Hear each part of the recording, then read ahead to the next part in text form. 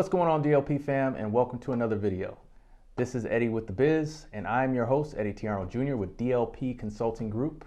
And this week, I want to talk to you a little about knowing your worth, specifically in the service industry.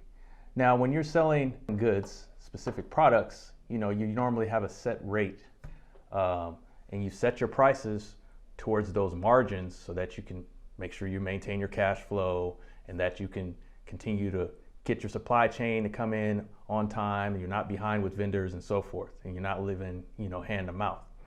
But in the service industry, it's kind of subjective, right? So you have to build your rapport, build your resume, so to speak, so that you can build your prices. However, so that you can build your book of business, and then you build your prices. But in that process, you want to make sure that you present value and you don't undervalue yourself, but at the same time, you're cognizant of the environment and what's going on, right? Let me give you an example. So I recently had an opportunity to work with a specific client, and I went through my normal process. I went and met with the client. I observed their operations. I went ahead and spoke to them, see what their wants and needs were, and went back, absorbed that, kind of created some sort of evaluation to present to them. But yet and still, because of the climate that we're in, I wanted to have another meeting to kind of go over to meet with the team, because the team wasn't there the first time. So the second meeting, I met with the team and got some input from them. So now I can create a full evaluation with some feedback from the team, some feedback from the ownership, and what the buy-in level is. It's important to figure out kind of what the buy-in level is, read the room, so to speak. And so in doing all of that, I went back to the office, I did my research, created my evaluation, and set up the proposal. Now, I have my basic fees that I charge on a normal basis. It's, whatever your number is, say X amount. You have that amount because you worked up to that amount, and that is what you're worth. In this case, this is what I feel like I'm worth. I know what I'm worth, right? I have clients that I've used these same numbers with, and it hasn't been a problem. Now, in this instance, however, what I failed to take into the calculation is, man, we're coming out of COVID, A lot of businesses have been stripped down. The revenue is not as good, So I should have been a little bit more creative with the structure of the proposal, right? I'm already going to provide value before you even scratch a check. That's, through the evaluation, that's value. A full evaluation of where your business's strengths and weaknesses are, what the proposal is to actually complete and build the system and processes in order to get you to that next level where you can actually start working on your business and not in your business, where you don't own the job, you own a actual business, and provide you with those elements through the system and processes, SOPs, SOWs, where you can actually take a vacation and get your most precious resource back, which is time. So see that I have that value, but in this case, like I said, I didn't really take that into account, right? So return for the proposal and lay it all out. And there's, obviously some shock and awe when you see the price, because, hey, not everybody is going to be willing or able to take care of that, because they don't necessarily always see your value as a service provider until you actually start to make an imprint on what you're providing. In my case, systems, which will create automations, innovations to the business, where the business can actually run on its own without you looking over all of your employees' shoulders in order to take care of it. So I had a great conversation with this business owner, let them know that I really appreciated their feedback regarding the price and so forth, and that I would love to continue the dialogue because I work with all of my clients on pricing per their.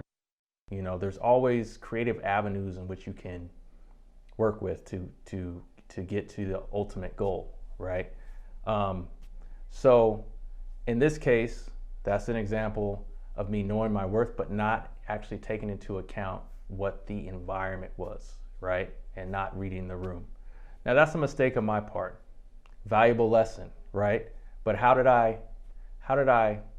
massage that situation? I made sure my client knew that even on my website says that we work with our clients' budget, and we can come to an agreement on things. I can change the amount of hours that I'm dedicating to the project. I can, give you more than one option in which to work. I can do the project all in one with, lump sum. I can do the project with a lump sum and, then work as your fractional operations manager, really in a limited scope, or I can start from day one as your I can start from day one as your fractional operations manager and just work and create these systems as we're working on an a monthly hourly rate. So that's an example of knowing your worth and sticking to your worth, right? And the lesson learned from that is we're in a service industry.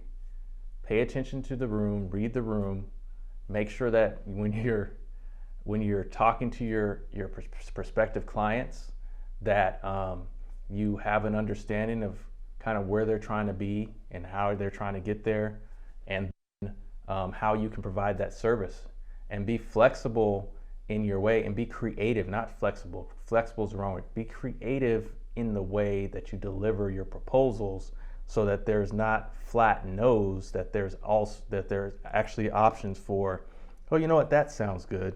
In this case, you know what, the fractional operations manager from the start sounds appealing, but the pricing is a little, up there. So, the advice to me was, well, maybe you might want to consider that rate, but we continue the dialogue, right, till we closed that deal. So that's what I got for this week. What I encourage you to do for this week is to go back, kind of review your process of how your sales cycle, your process. How do you onboard a client? How do you start that process of talking to them, to onboarding, to when you hit that first milestone, to that first pay point, to the last pay point, to the last milestone, to closing out that project, and figure out how you can be more creative in your process or your offering. And maybe you hit someone with 3 milestones for payments versus 1 or 2. Maybe you offer them to do the full project and then manage the project for a certain amount of months after that, but because you'll actually be getting paid on that monthly basis after that, then you won't have to hit them so hard for the actual project. And you get that contract and you ride with it. Maybe you might want to experiment with a different way of facilitating your service, just to see how it works out, to see if that's another offering that you can use, right? So just some things to think about. Take that back this week. See if you can come up. Think of some of the interactions you've had with clients that haven't gone your way and how you reacted to them. Were you flexible? Did you try alternate methods? Did you continue the dialogue after the fact, right? Because we're in a relationship-based business, a no doesn't mean it's a no forever. It just means it's a no for right now. So take that back. Appreciate you guys viewing. Like, subscribe, and there'll be more content to come. Until next week, this has been Eddie with the Biz, and We appreciate you.